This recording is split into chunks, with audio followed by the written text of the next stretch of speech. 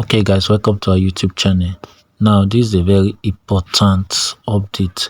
So guys, what happened to Ghadaffi then is about to happen to Ibrahim Traore, the president of Burkina Faso.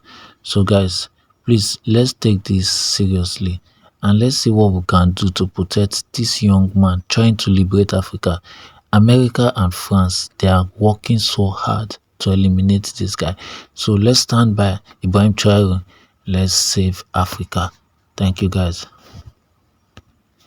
By the same sea, you see, we were not there when Patrice Lumumba of Congo was assassinated by the CIA and the Belgian government in 1961. We were not. We weren't born when Kwame Nkrumah was removed in a coup by the same CIA in 1966 on his trip to Vietnam. When Thomas Sankara was assassinated by France and his right-hand man in 1987 in Burkina Faso, we were very, very young. And even when Muammar Gaddafi of Libya was brutally unalived in 2011 by NATO, we were uninformed and thought it was for the good of Africa. Do you know what's common between Lumumba and Nkrumah? They were seen too close to Russia. It was a threat to the West. Today, in our own eyes, they are coming again to remove another great African. Captain Ibrahim Traore is seen too close to Putin of Russia and must therefore be removed. That's the agenda, ladies and gentlemen.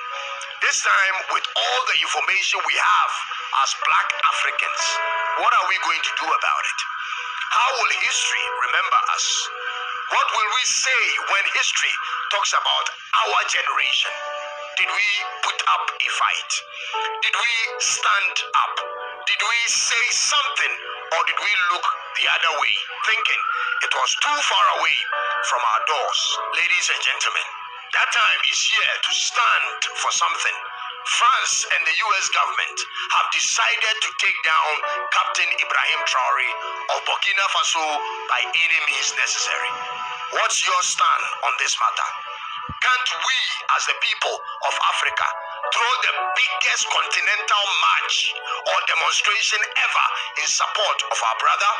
From Ghana, South Africa, Nigeria, Sierra Leone, Gambia, Burkina Faso, Mali, Niger, Cameroon to Ethiopia, can't we put together a simultaneous march on the same day across the continent of Africa in support of this young hero? I believe we can, ladies and gentlemen. Nothing should stop us. And I believe we can start discussing this in the comment section, if that's something you would like to see. Laptops. Africa doesn't own their own wealth. It's their wealth, but they don't own it. Western companies own the mines in Africa. They extract the minerals. They set the prices. They ensure that the wealth will never benefit the people whose wealth it truly is. I mean, look at Congo today. Congo produces 70% of the world's cobalt. That's the mineral that powers your smartphone, your laptop, your electric car. Without Congolese minerals, there's no Tesla, there's no Apple, there's no Samsung. Yet the people of Congo remain among the poorest people in the world. Why? Because their wealth is not theirs. It's stolen by Western corporations, by Western companies. The system is kept in place through war. The West doesn't want a stable and independent Congo. That's why they fund proxy wars, why they support rebel groups like M23. They use other African governments like Rwanda and Uganda to do their bidding, to keep Congo weak so that the wealth remains available for plunder. Wallahi, this is a grotesque injustice. It's a grotesque injustice that disgraces the whole world. Congo is a bleeding, open, gaping wound on this earth. Understand this, Africa will never be free until Congo is free. No matter how well any individual African country does, the continent as a whole will remain wounded, mortally wounded, so long as Congo is being plundered. Please understand. Populace of the country. I can imagine a situation, though, in which the ruling elite of a country is receiving gratuities on the side that in order to the benefit of the strongman leader and not to the populace of the country. Does that sort of... To do it like this, they will tell us, Thomas Sankara tried to do it like this, but where is he? He is dead. The Haitian president, he tried to do it like this. Where is he? He is dead. Gaddafi tried like this. Where is he? He is dead. These are the veiled statements made to us to instill fear. And then we also often see some young people trying to follow in the footsteps in a different way. You can hear them say, such a person ruled like this, he has the sepulcher.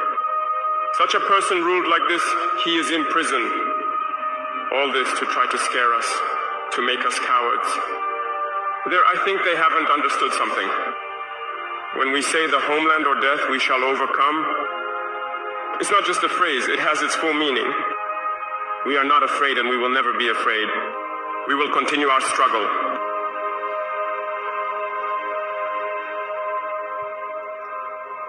They have undoubtedly and surely scared numerous African heads of state. You often see when we speak or when we have the opportunity to be in certain situations abroad, we often make statements to call on African heads of state to wake up, take care of our youth, to be able to initiate our real development. Whether it's their gold reserves, that is all. I can imagine a situation, though, in which the ruling elite of a country is receiving gratuities on the side that inure to the benefit of the strongman leader and not to the populace of the country. Does that sort of corruption and bribery go on with regard to the Belt and Road? Absolutely, Chairman. I see this, and I don't mind calling them out, but Captain Traore and Burkina Faso, as they know that both, whether it's their gold reserves, that is all those proceeds are just in exchange to protect the junta regime. There's a number of examples across, even in Sudan. When a U.S. general goes on record accusing an African leader of using gold to protect himself, you know something big is happening. In a statement to the U.S. Senate, General Michael Langley, commander of AFRICOM, claimed Burkina Faso's gold reserves are being used not for the people, but to secure the leadership of Captain Ibrahim Traore. But here's the question we all should be asking. Isn't that gold Burkina Faso's in the first place? In today's video, we'll expose the agenda behind this statement, highlight the power shift happening across Africa, and explain. And said that, all right, it looks like it's time for us to go save the people of Burkina Faso. This guy got on the U.S. Senate hearing and said that the president of Burkina Faso, Ibrahim Traore, has become a threat to his own people. You already know what that means, what that sounds like. That means it's time for us to go liberate the people of Burkina Faso. And of course, they're going to use a black man. The blackface is always a house nigga. Every time they're going to use, every time they want to use violence on black people, they use a black man from the West to come bring it on Africans. When they want to use sweet talk, it's always a black woman. You see, these guys use violence for Burkina Faso. When they wanted to do what was it in Kenya? The bill they were trying to introduce, where if you owed too much taxes, the IMF could take your land. It was black American congresswomen they used to send them to Kenya. America has realized they have black people in power who they can use now to destroy Africa. But yes, this house nigger, Michael Langley, is now the guy who's going to be the face of America going into Burkina Faso. Look it up. He got on the Senate hearing and said, but Ibrahim Traore is a threat to his own people. What's happening in Burkina Faso must be supported. What's happening in Mali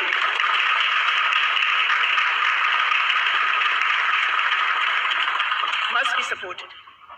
What's happening in Niger must be supported.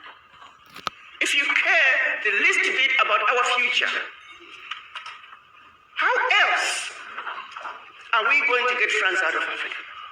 How else are we going to get Britain, Germany, all those former colonizers?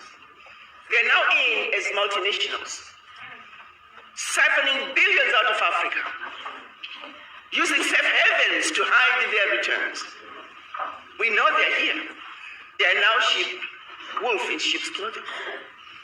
What is it going to take?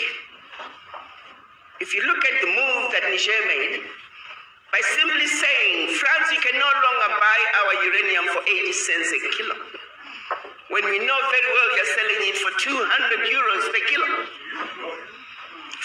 Niger was realizing about 1 billion out of the sales of its uranium a year, while France was realizing close to 300 billion. That one move alone, when Niger said, if you want our uranium, 200 euros a kilo, please. Immediately, 300 billion. 1 million. It's not going to take much to change Africa. We got what it takes. If there's one thing we're very fortunate of, we're endowed with everything the rest of the world needs. The truth of the matter is, we don't need the world. The world needs Africa.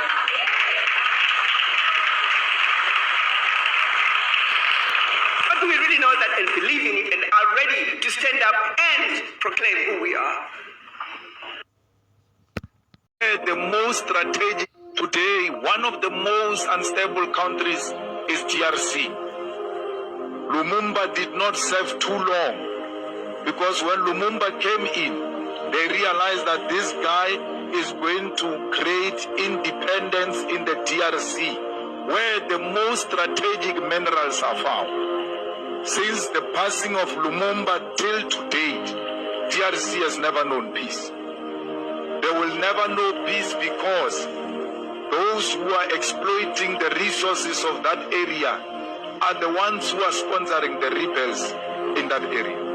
They don't want authorities in DRC, because authorities will mean that we must also control the airspace. They are sponsoring rebels, doing land strips in the forests where they land and take the minerals undetected and leave DRC.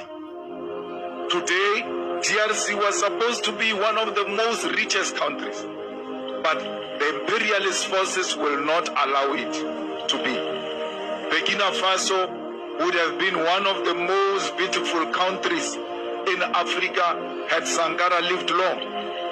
The man who said to his people, here is the land, you must produce for the government and produce for yourself.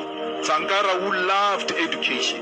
Sankara who gave our people health care. Sankara who knew that there will never be total liberation of people if women are not liberated themselves. Sankara who knew that a political activist must be equipped with theory of politics, because a soldier with a gun without political theory is a potential criminal. That's why political education is always important. Those who seek good for us did not stay long. If you come to South Africa, Chris Sani's crime was not because he killed anyone, was not because he was mobilizing anyone. Chris was just speaking his mind. Not because he went to mobilize the people of Alexandra, not because he went to mobilize the people of Eastern Cape against what the negotiations was talking about. He just said, this is not what we went into the bush for. If we are going to take it through a barrel of a pen and we don't fight, then you must know we'll never realize that which we went to the most strategic today, one of the most unstable countries is DRC.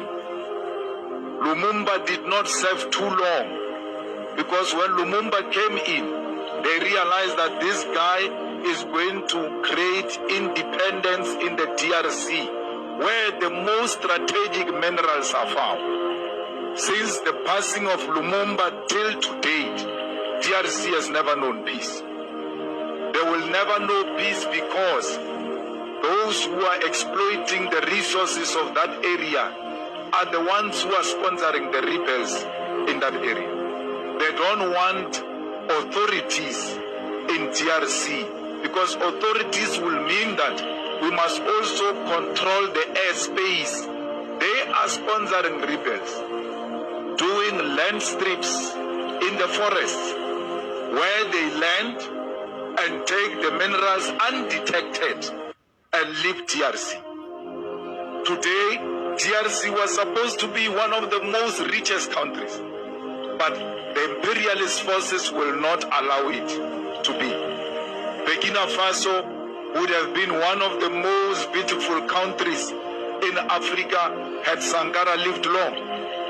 The man who said to his people, here is the land, you must produce for the government and produce for yourself. Sankara who loved education.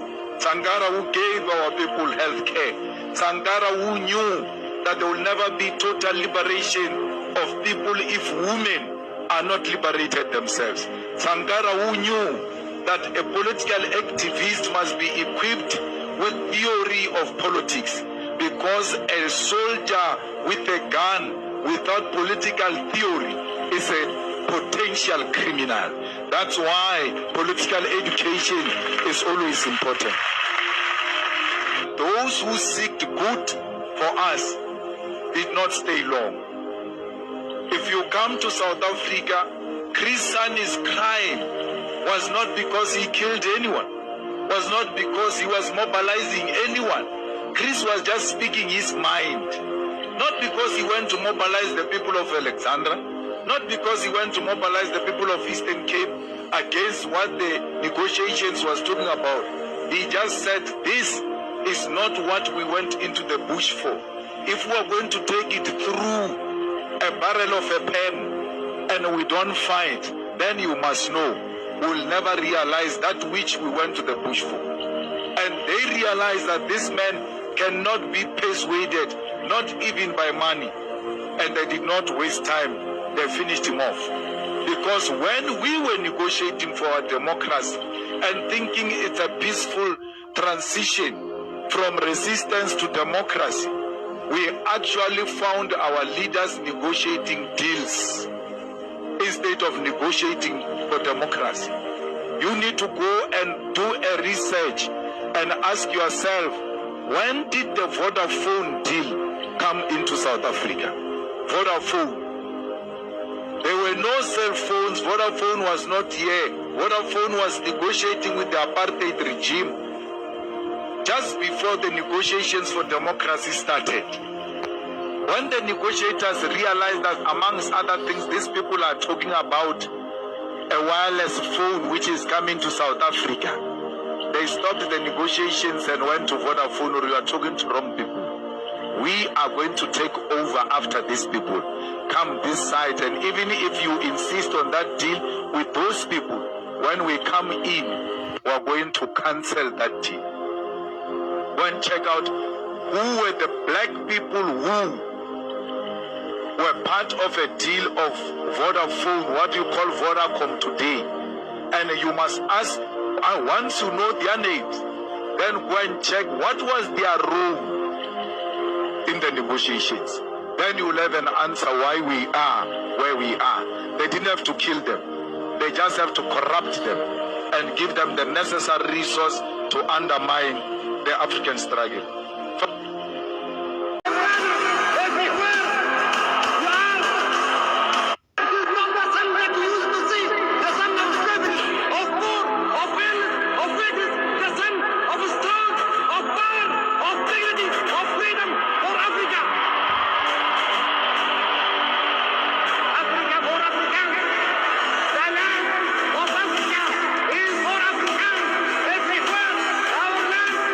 Our land